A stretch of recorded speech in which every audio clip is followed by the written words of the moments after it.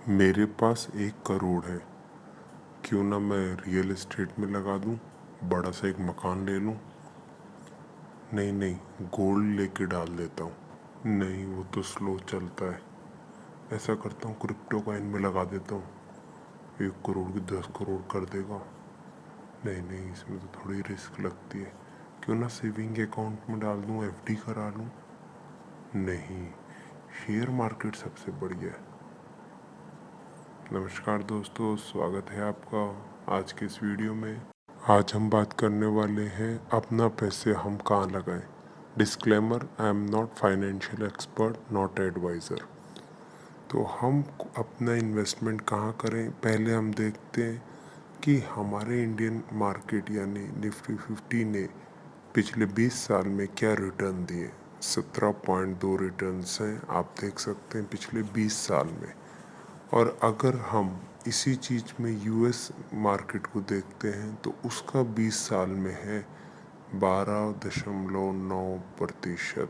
जी हाँ, इसका मतलब क्लियर है कि इंडियन मार्केट ने यूएस मार्केट से कई गुना अच्छा अपना रिकॉर्ड दिखाया है या आउट परफॉर्म किया। हम इसमें ही देख लेते हैं कि गोल्ड, रियल एस्टेट या फिर यूएस मार्केट में से 20 साल में किसने ज़्यादा अच्छा रिटर्न दिया। जी हाँ, इंडियन इक्विटी। लेकिन साथ साथ हम और भी चीज़ें लेंगे, जैसे गोल्ड के रिटर्न ऑन एन एवरेज 12% का है पिछले 20 सालों में गोल्ड ने जो रिटर्न्स दिए हैं ऑन एन एवरेज। और अगर हम इसी तरीके से कंपेयर करें इसका यूएस मार्केट, यूएस इक्विटी या इंडियन इक्विटी से, तो लगभग बराबर जैसा ही है। बात करें रियल एस्टेट रिटर्न्स की तो 20 साल में इसने 9% का ऑन एन एवरेज रिटर्न दिया है। लेकिन इसको भी हम समझेंगे कि 9% का क्या है। इसमें हम लेते हैं 6% का रिटर्न्स, और साथ में हम इसमें जोड़ते हैं जो हमको उसका रेंट आता है, वो भी हम अभी एक चार्ट में समझेंगे। साथ ही साथ डेब्ट इन्वेस्टमेंट ने हमें 7.2% रिटर्न दिया है 20 साल में। ये भी ठीक है, लेकिन हम इस पे इतना ज़्यादा फोकस अभी आज की वीडियो में नहीं करने वाले हैं। मेन हमारा रहेगा इक्विटी में। ये हमारे रिपोर्ट्स हैं, mid cap, small cap Indian equities ने 10 साल में क्या दिया है और ये सब। सबसे पहले भी आपको मैंने डिस्क्लेमर दिया, जस्ट ये एक इंफॉर्मेशन पर्पस के लिए है, मैं कोई फाइनेंशियल एडवाइज़र नहीं हूँ। बात करें अगर हम स्टॉक मार्केट से रिलेटेड, तो अगर हम स्टेबल रिटर्न्स के लिए जा रहे हैं तो हमको जाना चाहिए एफडी की तरफ, देन स्टॉक मार्केट।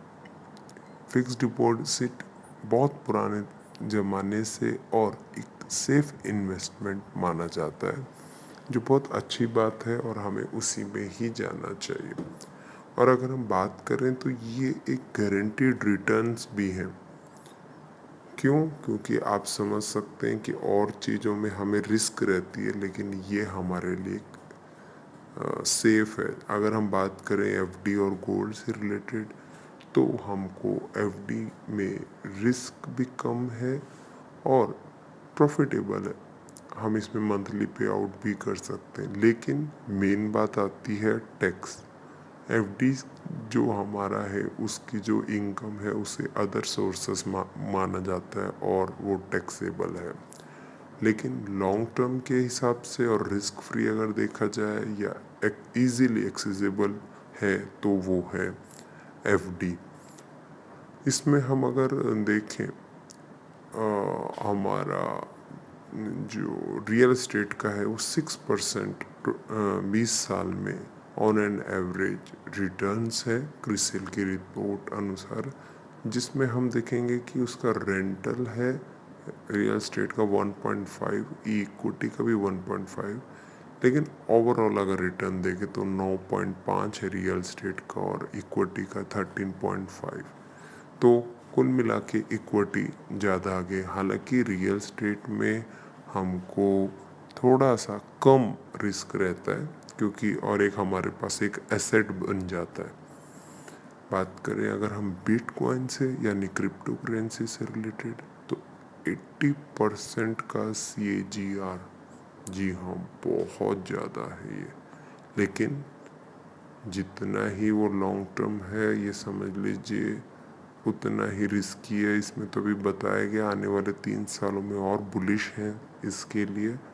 लेकिन ये और गोल्ड और बिटकॉइन को अगर हम आपस में कंपेयर करें तो गोल्ड तो बहुत ज़्यादा सेफ है और वॉलेटाइल भी बहुत कम है। इसमें रिस्क होती है क्रिप्टो में कि पेमेंट लीगल नहीं है, अभी कुछ कई सारे प्रॉब्लम्स आती हैं पेमेंट रिलेटेड, और अभी इसका भी ट्रांजैक्शन एक पब्लिकली नहीं किया गया है। और इसमें लॉस ऑफ कैपिटल हो सकता है, गवर्नमेंट के कई रेगुलेशंस आ जाते हैं, फ्रॉड हो सकता है, हैक किया जा सकता है। कुल मिला के ये एक हमारे लिए रिस्की इन्वेस्टमेंट में आता है, जो बहुत ही हाई वॉलेटिलिटी वाला इन्वेस्टमेंट है। बात करें लीगल और इलीगल का, तो बिटकॉइन या कोई भी क्रिप्टो भारत में अभी तक लीगल नहीं है। इसको भी हमें ध्यान में रखने की ज़रूरत है। और इसका अगर हम फ्यूचर देखें तो वो भी लगभग अभी तक अननोन है। ये हमारे ध्यान में रहना चाहिए। अगर हम इसका कंक्लूजन निकालें तो हमारे लिए फर्स्ट नंबर पे फिक्स डिपॉजिट रहेगा, सेकंड पे गोल्ड, थर्ड में रियल एस्टेट, फोर्थ में हमारा शेयर मार्केट और फिफ्थ में है क्रिप्टो करेंसी। जी हाँ, ये 5 ऑर्डर्स हैं।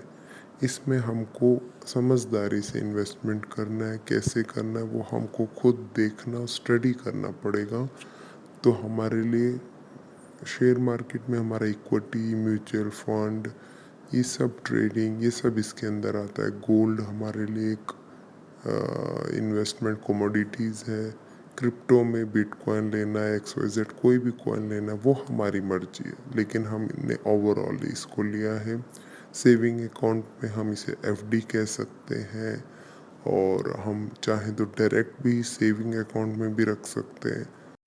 लास्ट में आएगा रियल एस्टेट, यानी मकान लेकर छोड़ना। फाइनली आपको क्या करना है ये आपको ही डिसाइड करना है। आप अपना स्टडी कर सकते हैं, उसके बाद आप अपने रिस्क के अनुसार इन्वेस्टमेंट कर सकते हैं। मैंने अपनी तरफ से आपको बताया। आपको अगर वीडियो पसंद आई हो तो सब्सक्राइब ज़रूर करें। अभी तक आप लोगों ने सब्सक्राइब बटन पे मेरे को मालूम है क्लिक नहीं किया है। अगर आप चाहते हैं कि मेरी मेहनत और भी लोगों तक जाए तो आप ज़रूर सब्सक्राइब करें। थैंक यू, बाय बाय, फिर मिलेंगे।